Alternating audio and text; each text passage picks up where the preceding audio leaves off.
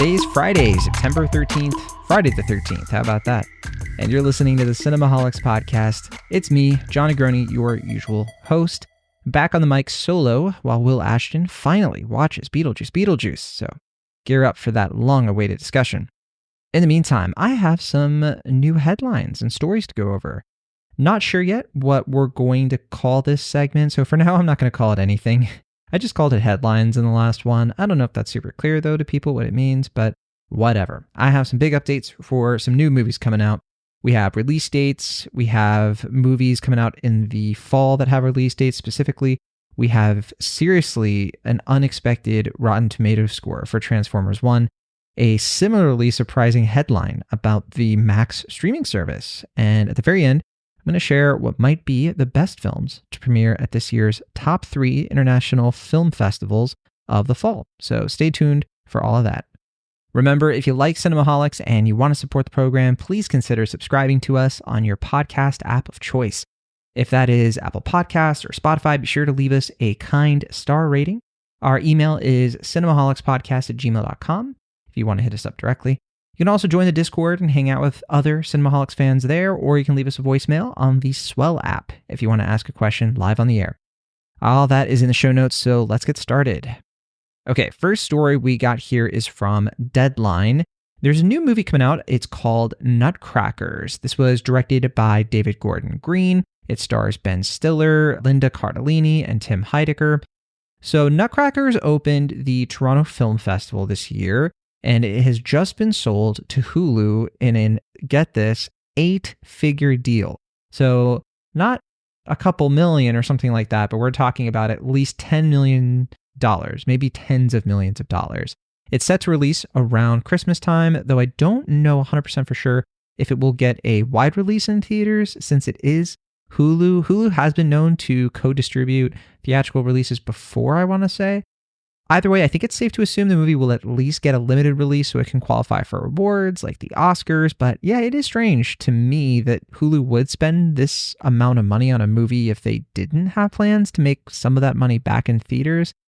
I don't know, especially through an award season bump in the winter that it would possibly get. So not totally sure what's going to come of this new movie, but it is heartening to see Ben Stiller back in action after not doing any films on screen for about 7 years now. It's also interesting to see David Gordon Green doing something other than horror again. He's recently been busy with the Halloween sequel trilogy. He did that Exorcist reboot sequel that wasn't very good, but hey, this movie, it looks kind of charming, and based on the short description at least, it's kind of like this small stakes Americana drama, that sort of thing. Why is it costing 8 figures? Well, I don't know. I guess we'll find out. Next up, we have a new show coming out called The Penguin, coming to Max pretty soon, but that's not the news story. The news here is that to promote the show, Warner Brothers and Matt Reeves have been pumping out some new info for the sequel to The Batman 2. The Robert Pattinson version, I guess I should be specific to say. So Penguin is tied directly to what's going to happen in The Batman 2. I believe I saw a report the other day, in fact, that mentions how the Penguin, and I'm talking about the show The Penguin, not the character, will apparently take place in the weeks leading up to the sequel. But anyway, Reeves confirmed pretty recently that he intends for these new Batman movies to be just one trilogy. He said specifically to Collider that it's sticking very closely to the path we envisioned. That's his quote.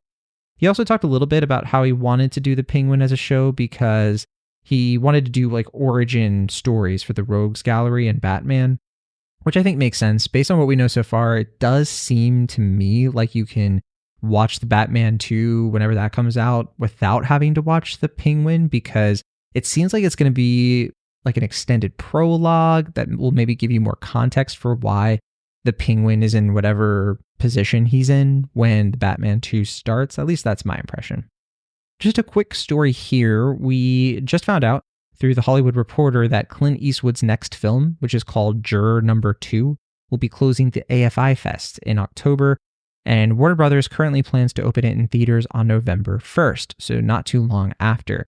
The movie has a seriously stellar cast. It includes Nicholas Hoult as the lead, but also Toni Collette, J.K. Simmons, Chris Messina, Gabriel Basso, Zoe Deutsch, Cedric Yarbrough, Leslie Bibb, and Kiefer Sutherland. This might be an awards contender. I guess we'll have to wait and see. But for the time being, Eastwood has not said either way if this is going to be his last film ever. So we'll find out. Got a few stories here related to streaming services. First up, if you've been waiting to either watch or rewatch Inside Out 2, which was the highest grossing animated movie of all time, let alone this year, then I have some great news for you. Pixar's big summer hit sequel is going to be premiering on Disney Plus later this month on September 25th. I am feeling anxious just thinking about it. Now, I assume a lot of you are like me, and that you probably don't love what's been going on with Max, aka HBO Max, ever since David Zaslav took over as CEO of Warner Brothers Discovery. Now, I have a long list of grievances myself, much of it related to how the actors, writers, directors, and many others have been screwed over by the cancellation of projects that have literally been finished, projects like Batgirl, for instance. And just generally, it seems like Zaslav is kind of mercenary in terms of making the streaming service this like wasteland of lowest common denominator content, like trash reality shows, hence the Discovery portion. Now, the way they've gone about cheapening the HBO brand for me has been one of the most horrendous things. I'm still pretty sore about how they handled the second season of House of the Dragon, which apparently was supposed to be 10 episodes, but then the powers that be forced it to be 8. Totally messed up the second season, maybe the rest of the show going forward as a result. So obviously, I'm not a fan. But despite all that, Zaslav said recently that they are managing to bring in new subscribers to Max. Specifically, they brought in 6 million subs in the current quarter after managing 3.6 million in the previous.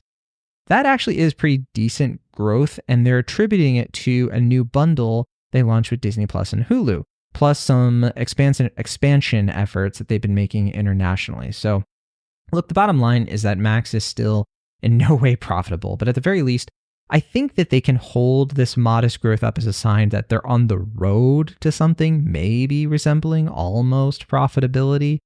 I haven't looked at the numbers, so maybe I'm speaking out my you-know-what, but I have to really hesitate on any speculation just generally because all signs really seem to point to streaming fully returning to the cable model, albeit cable that has the ability to watch things on demand, right?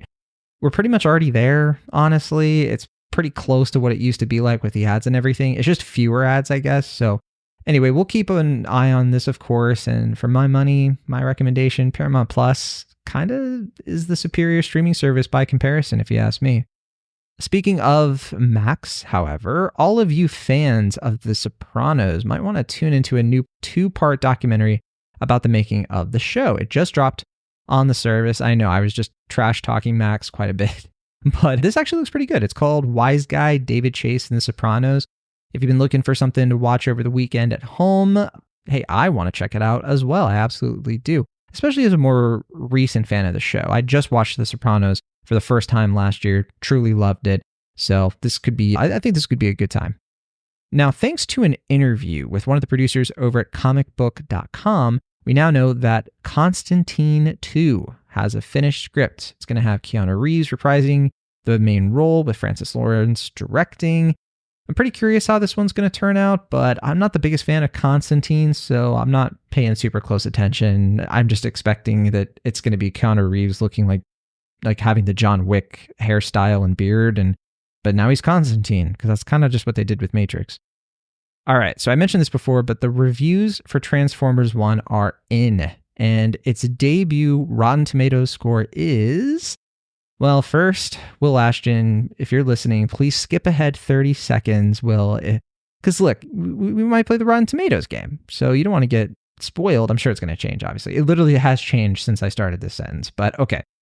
Transformers 1, it comes out next week, I want to say, end of next week. But the score is already out because critics have seen it, and it is a whopping 91%. That's the debut score. It's already dropped a few points, though. So it started at 91%. It dropped to 88% over the last day, 88% with 41 reviews when I'm most recently counting it. Still, though, it debuted to the highest ratings ever for a Transformers movie. I know, super high bar. I would say the highest bar would probably be either the first Transformers or the Bumblebee movie. But I don't think these movies have ever I don't know if they've ever been in the 80s, let alone the 90s. So yeah, it started in 91. And some critics are actually calling it one of the best animated movies of 2024, right next to The Wild Robot, which is also going to be coming out in the next few weeks. Listen, I have seen the trailer for this movie a couple of times because it was showing up quite a bit over the summer before I would watch things like, I don't even remember. But I'm genuinely shocked having seen the trailer because this might be a Paddington situation where the marketing is atrocious. But lo and behold, the actual movie turns out to be a lot better than expected, at least that I expected. And I'll admit, finding out that this movie was directed by Josh Cooley, which was after I saw the trailer, mind you. Josh Cooley, who directed Toy Story 4, was story artist for Inside Out. I actually met him in person back in 2015, I want to say. That definitely gave me like a small amount of hope. You know, I was thrilled actually to kind of see that this movie is getting a little bit of traction because, yeah, it looks pretty bad, but if it's good, that's good news for Josh Cooley, and I would like to hear about that. So sadly, I'm not going to be able to check this one out early since the screenings are on a Saturday in my area. I'm going to be traveling, so I won't be able to make it, but there is a decent chance I'll be able to catch this one at a preview screening, and rest assured, Will Ashton has plans to check it out himself and will hopefully have time to share his thoughts on Transformers 1 very soon. Okay, so on to the main story here. Got to talk about the big awards contenders coming out of the 3 big festivals, because if you've been keeping up with the news, you've probably seen the Toronto Film Festival has just happened. There was Telluride. There's the Venice Film Festivals. These are some of the big ones. And we had a lot of these movies. It was hard for me to keep track, honestly, with a lot of the coverage. But to help narrow things down, The Hollywood Reporter actually put out a list of their favorite films from the fall festivals according to a bunch of their critics. So I'm just going to quickly share their list, which is actually not ranked in any particular order, which I actually think is kind of helpful. So you can kind of just, engage with the list, and I'll read it off. I'll try to be very entertaining. I'm not reading it word for word from what they put in their reporting. I'm just kind of extrapolating a little bit and adding my own words to it. But this is, of course, derived from their list. So there you go. The critics themselves are David Rooney, John Frosch, Lovia Gyarki, Sherry Linden, Leslie Felprin, Jordan Mincer, Stephen Farber, and Karen James. Thanks to them for bringing these movies to the forefront. It's super helpful. First up, there's Apocalypse in the Tropics. This is a documentary about democracy, Christian evangelism, and politics. April, which centers around an OBGYN performing secret abortions in rural Georgia.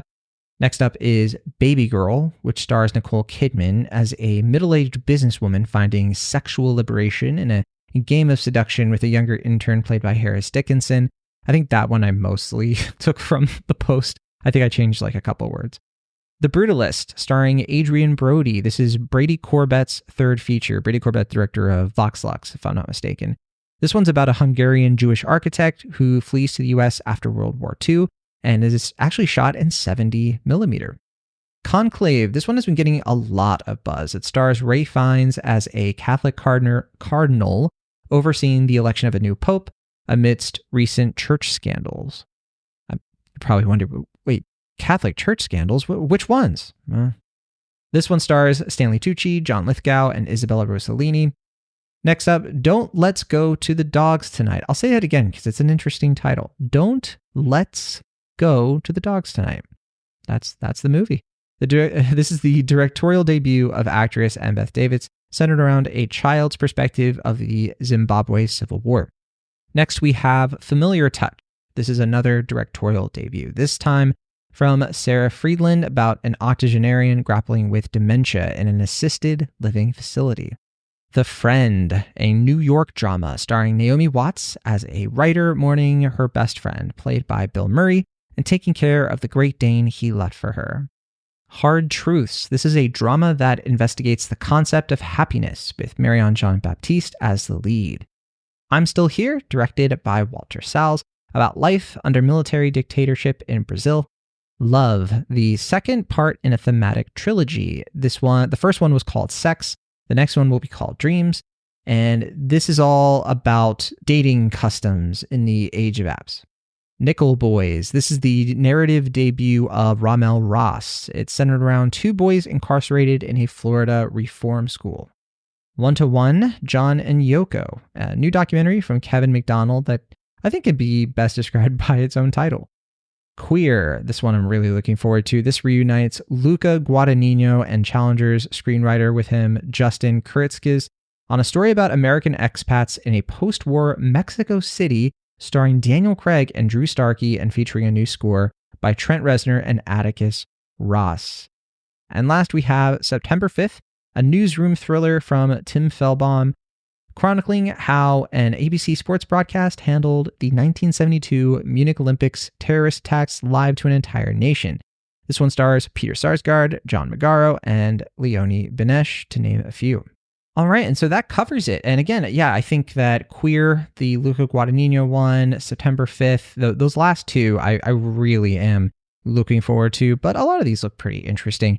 The Brutalist is the one that I'm most kind of scared to be looking forward to, since I was not a fan of Vox Lux, but Will Ashton was, which means we might have to relitigate that old battle from back in the day. All right, well, that's going to do it for me on this edition of whatever this is. Thanks for listening, and we'll hopefully be talking about Beetlejuice soon.